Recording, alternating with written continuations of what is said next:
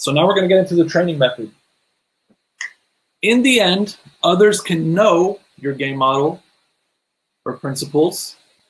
I hope we're still on the air. I don't know if we're able to. I can't see the screen, so maybe I'm talking to nobody. But no, you're good, Adin. Keep it going. Take as long as you need. They're loving this. All right, perfect, great.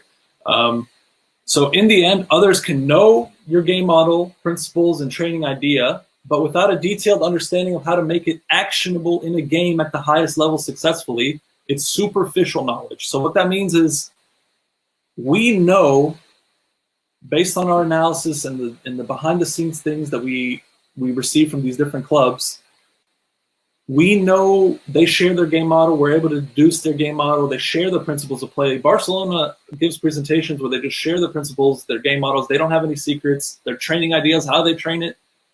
But the difference is they spend years and years analyzing and reflecting on this so they can create a detailed understanding of their own concept. How can they best do positional play? And then not only that, how can they best make it actionable, which is to how to best train it. So you need to be able to train it so your players actually do those actions on the field. Anyone can sound like Guardiola. I can say the same things as Guardiola says. Exactly. I can take his quotes and literally say them exactly the same, and I can sound like I know the exact same things as him just based on the way that we're talking. But the difference is the know-how, the depth of knowledge, and he's able to actually get his players on the field to do those actions. And if I were trying to make my players do that on the field with those actions, and I'm just a random coach that just sounds the same, but I don't have the same understanding, my players aren't going to look like that on the field. So at the end of the day, the test is how are you making the actions possible on the field? And it says at the highest level, but at the highest level relative to your team. So if you're at a U12 or U15, for example, in wherever you are, you're facing other U15s. So relative to your level, you're facing teams that are on your level. So that's the highest level that you're at, and you're facing teams relative to you. So you can apply these principles, and are they actionable against the opponents that you're facing? Same way that Barcelona has to make it applicable against City, your U15 teams has to do it against another U15 team. So relative level is important to consider, and it's important to consider you can learn things from these teams without thinking that it's unachievable. They use the same 4 actions. It's just different level of execution, which is important to consider. So the 4 actions out of possession can be detailed and trained, but how? So our objective is not only to improve the execution, as we mentioned, but the perception and the decision-making of the players. So when we create trainings, we need to consider the position, moment, direction, and speed again. So creating a training exercise, position, what area of the field are we in? Moment, which phase of the game are we in? Direction, are there goals? Goals give directions, or is it multi-directional where there's no goals, or are there end zones, or is there target players? Are there transitions in the direction? So a transition from one goal to the other. Is there change in phase and direction? Speed, what's the frequency of the actions? What's the amount of space? What's the speed of the players that are playing? So now, after that, you can consider underloading or overloading the players based on the needs of the players. So if you want to train pressing and you're really just starting to get into it, you might overload the pressing team. You might underload them in the sense that you have more pressing players and they can just focus on cleanly making their pressing runs and starting counterattacks. And then you might overload them and have them with less pressing players based on their needs to create harder pressing conditions, and they really have to be sharp and perfect execution against multiple opponents. So what kind of exercises do Red Bull use to teach these principles? You will be surprised to find out that they use the same things that everyone else uses. So there's no secrets in football. Everyone does their warm-ups. Everyone does their technical tactical circuits. They do their passing patterns, the pressing patterns. They have their situational games of different situations that they want to press in. They use rondos. They use positional games. They use little possession games. They'll use transitional games where the ball is lost and you have to transition immediately. Different types of games that just focus on their style of play. These exercises are the same ones that everyone uses around the world because the game is the same everywhere. It's just the details of what you're teaching, how well you can transfer this knowledge, how well you understand it yourself, obviously, and how well you can transfer it to your players is the second thing and most important thing to make it actionable. And obviously your skill as a coach to create these exercises in a way that teaches your players. So my rondo might look different than Johan Cruyff's rondo, for example. He might do it way better than me. So I can use the same exercise, but remember, again, the difference is the depth of the knowledge and the understanding and the reflection on these exercises. But everyone uses the same thing. We all go to that phase, do our coaching licenses. Everyone trains the same game. So the following clips are of Schmidt Salzburg in 2014 via Football Science, which is a channel on YouTube. It's like it's also a website, I believe. It's not very well known, but he stopped since then. But about 5 or 6 years ago, this gentleman would go to different training camps and record teams training. So there's footage of Bayern and all these guys. So if you guys want to write that down and go search his YouTube and go through that stuff, you can find these clips that I'm about to show you. But example of a warm-up. Coaches, thank you so much for watching this webinar sample from Adin Osmanbasic on pressing. To watch the full webinar and to also support Modern Soccer Coach, you can find it on modernsoccercoach.com/shop. We put all the webinar presentations, 25 in total, put them together for a package, 25 presentations for only $30, and you can get that at the link below. Thank you for the support. Typical, what everyone does. Of course, always remember, in these moments, everyone's doing specific to their own methodology, their own style of play, their own preferences, and also they have different depths of knowledge. Their fitness coach or coach who's dealing with the warm-up here might have a different depth of knowledge than I do, so they are able to do it better. Again, passing patterns. Everyone does passing patterns. This is some of the passing patterns which they use. You can see them focusing on the build-up between the two center backs, bring the ball forward into the next line. Can we skip a line, lay off, and then let's play the other runners behind. So the layoff attracts the opponents to one point in space, whereas then you can play immediately to another space. That's the advantage of a layoff. It attracts players onto the back of the striker where he can then lay off and redirect the pass, and it really has a disorienting effect on the defense. We see another layoff here. Attacking midfielder comes underneath, plays the striker in behind. These are things that they're trying to automate that we see in their counter-attacking patterns and their possession patterns too. So this is the same things that everyone does. Same 4 actions are happening in and out of possession that everyone else does. It's just trained at a different capacity. And it's important to remember that there's no secrets in football. We all do the same actions. We all train the same game. We all play the same game. It's just about how detailed you as your individual self go into it and reflect on it and analyze it to see how well you can do it. But there's no secret, Coca-Cola recipe that you don't know because you're not, at Red Bull Salzburg or something like this. Of course, they have their details and things that you won't know everything in their specific thing that they use, but you can find out most of it, especially in our age of information. There's no secret recipe. You can become a really great coach just by having a passion for it and studying a ton. And eventually, when you're good enough, obviously, these clubs wouldn't even mind having you visit them usually. So it's not hard as a coach to get as educated as possible.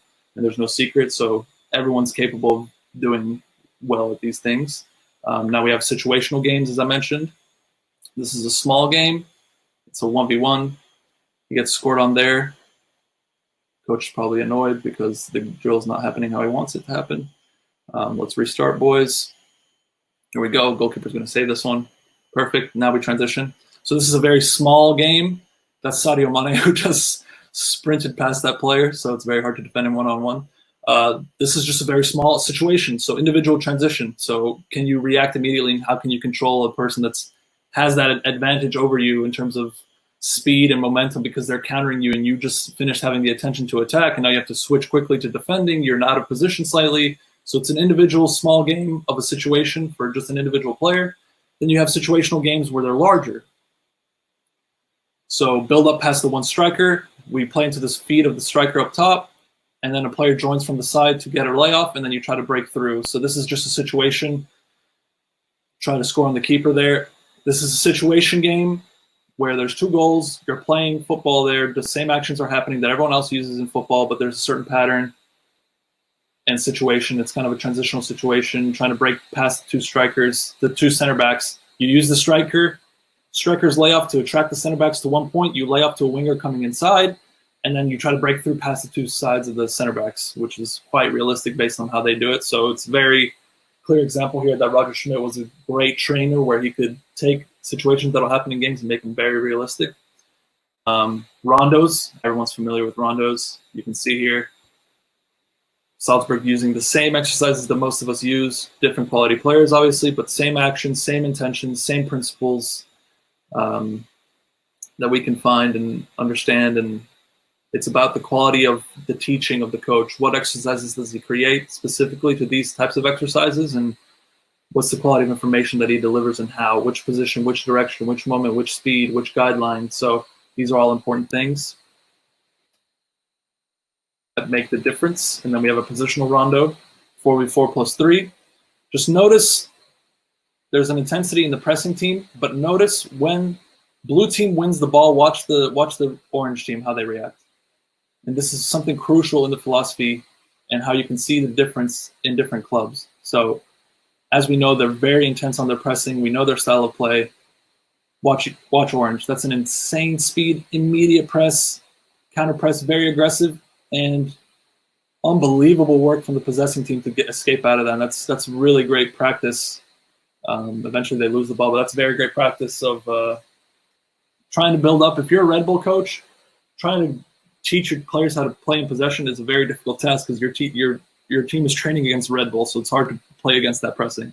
And now you have matches with different rules. So it kind of starts with that same situational game that we saw, but now it's more of a match. I believe it's 7v7. Let me see. It might be 6v6 plus 1 with goalkeepers as well. And now they're playing a fluid game, but it's a match with specific rules. A neutral player, very narrow field, trying to combine through. As you see, as you enter the goal zone, there's a striker with his 2 center backs on that side.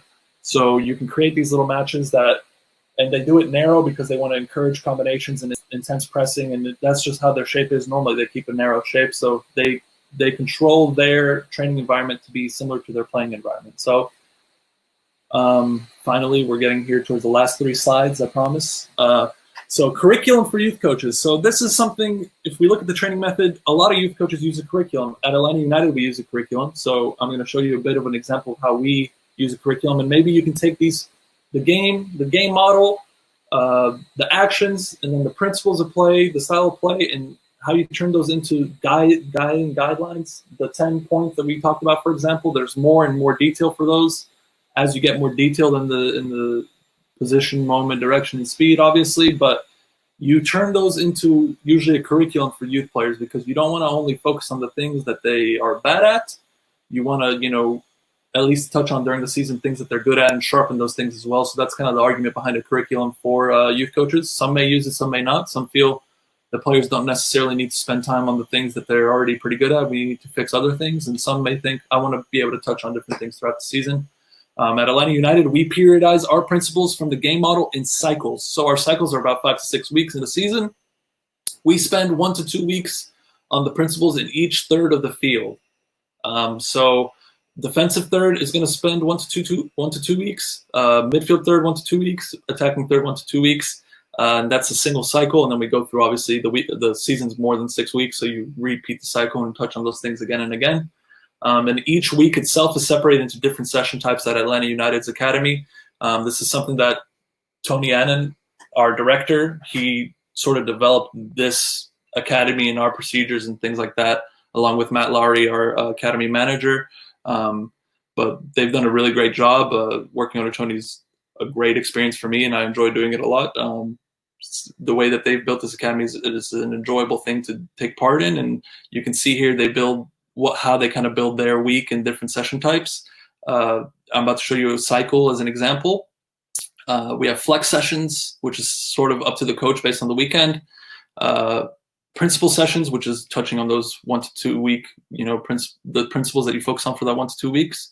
The game model itself, which is focusing on the overarching game model. And then at the end of the day, we use the same types of exercises as everyone else. So the same things that we just talked about for Roger Schmidt, the warm-up, the rondos, the positional games, we use that too. We use passing patterns. Everyone does the same, but we just apply it to our game model. But I think it's nice to see now, and this is kind of what we've built at the academy under Tony Annan and Matt Lowry, for example, our director and manager, is a general cycle. 8-day block. This is just the first third of a cycle. So this is 2 weeks. Then you would have 2 weeks on midfield third principles, and then another 2 weeks on attacking third.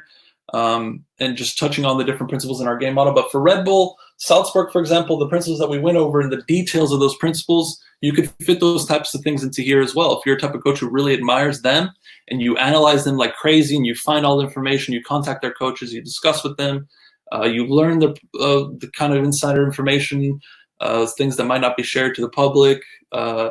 These are types of things that with enough analysis and enough, trying to contact these coaches are usually open up enough and share details and things like that. Most of them, the ones who are not trying to hide anything, but there's nothing really to hide, but you are able to find these principles and build your own game model. Just as we talked about before, you start with the game, you build it into your own model through the different phases. Then you have the same actions as everyone else. And then you create your specific principles or guidelines for these actions. And then you have the position, moment, direction, speed, same as everyone else. You train the same as everyone else. You just have to have that detailed understanding through analysis, and the know-how to deliver the trainings as well. And the exercises, which you can learn on coaching courses. But we see here the match, then the next day is usually off for us. Flex sessions usually at the will of the coach, which is usually touching on something maybe we were really bad at in the match, just to kind of clean it up. And then we spend our loading days on the principal session, then our first tapering day on a principal session, and then the last day is kind of a game model session. And then again, you have the match, and then the same thing next week. And then you don't see here, but there would be midfield and then attacking, and that would complete one cycle. And you, coaches, thank you so much for watching this webinar sample from Adin Osmanbasic on pressing. To watch the full webinar and to also support Modern Soccer Coach, you can find it on modernsoccercoach.com/shop. We put all the webinar presentations, 25 in total, put them together for a package. 25 presentations for only $30, and you can get that at the link below. Thank you for the support.